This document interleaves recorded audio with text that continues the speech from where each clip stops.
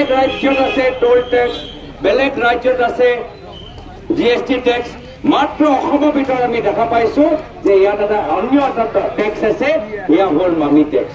মাটি কিনিবলৈ মামি টেক্স, ফাইল পাছ কৰাবলৈ মামি টেক্স, দোকান খুলিবলৈ মামি টেক্স, কিবা ফেক্টৰী খুলিবলৈ হ'লে মামি টেক্স দিব লাগে।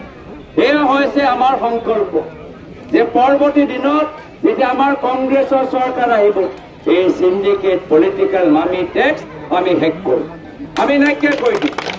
পুনৰবাৰ আমি চৰকাৰ গঠন যেতিয়া কৰিম সাধাৰণ ৰাইজৰ বাবে কৰিম, আপোনালোকৰ ল'ৰা ছোৱালী উচ্চ শিক্ষাৰ বাবে কৰিম, আপোনালোকৰ দোকানবোৰ আৰু ভালদৰে চলক তাৰ বাবে, আপোনালোকৰ স্কুলৰ যোৱা ৰাস্তাবোৰ মেৰামতি হওক তাৰ বাবে, আপোনালোকৰ ঘৰত শুদ্ধ খোৱা পানী পায় তাৰ বাবে, আপোনালোকৰ অঞ্চলৰ নামঘৰ বাথৌ মন্দিৰবোৰ আৰু উন্নত হওক তাৰ বাবে।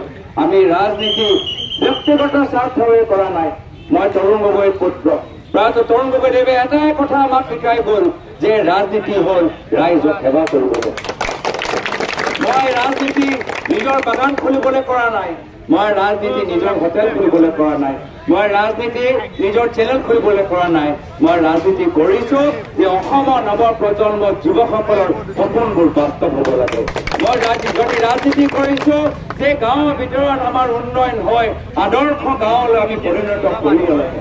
আমি ৰাজনীতি যদি কৰিছো টাউনৰ নগৰত আমাৰ নালাবোৰ চাফা থাকক, ৰাস্তাবোৰ আহোঁতে যাওঁতে মানুহবোৰ সুবিধা পাওক, আমি তাৰ বাবে কৰিছো।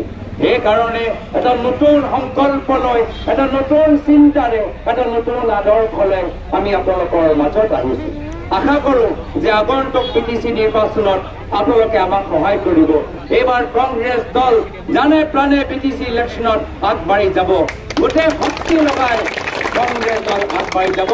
আৰু অহা বছৰ বিধানসভা নিৰ্বাচনত য'তে গৈছো ৰাইজে এটাই কথা কৈছে যে যি বিজেপি চৰকাৰ অন্যায় আৰু অত্যাচাৰী কৰা বিজেপি চৰকাৰ, এইবাৰ অহা বছৰ বিধানসভা নিৰ্বাচনত ৰাইজে এই অত্যাচাৰী বিজেপি চৰকাৰক মজা দিব।